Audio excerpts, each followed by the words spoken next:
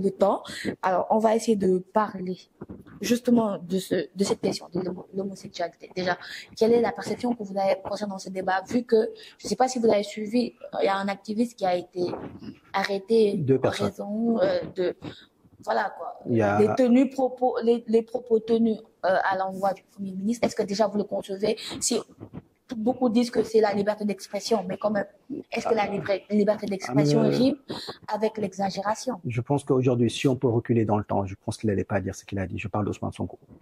Et qu'il n'allait pas recevoir, qu'il allait pas recevoir Mélenchon. Parce qu'aujourd'hui, toute la communication, c'est par rapport à cette rencontre. Donc, c'est les conséquences. Ce sont les conséquences.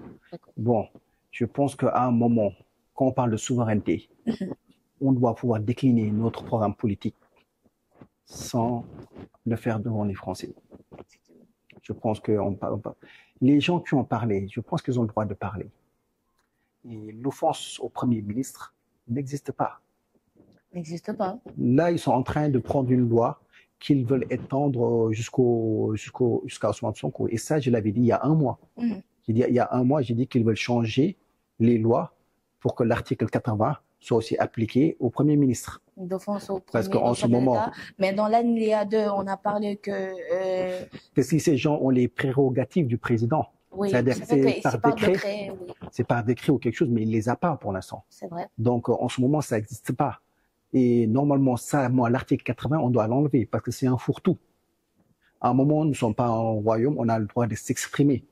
Donc les délits d'opinion dont Bah Diakhaté est condamné, mais c'est limite, il a tenu ces mêmes genres de propos quand il était dans l'opposition. Et ces gens même aller jusqu'à dire que je ne vais pas reprendre, mais quand même, délit d'opinion, je pense que ça n'a rien à voir avec la liberté d'expression. Beaucoup pensent que c'est la liberté d'expression, mais quand même, de là à sortir des règles, parce que par exemple, moi, j'ai vu aujourd'hui un certain candidat à l'époque qui a traité un président, mais de tous les noms. Je ne veux pas même revenir sur ces noms-là, mais ça, c'est même pas un premier ministre, c'est un président qui a traité la justice. Je ne veux pas dire ça aussi non plus. Mais non. Qui a aussi traité des citoyens lambda de certaines choses. Et même il a été condamné pour diffamation parce qu'il disait du n'importe quoi sur les gens. Alors, je donc, pense que cette partie-là, je n'ai pas de son goût. Parce que j'ai dit, tu peux faire la politique. Tu peux exprimer. Du président ou du Premier ministre? Du Premier ministre. J'ai dit son coup. C'est ça que je n'aimais pas de son coup.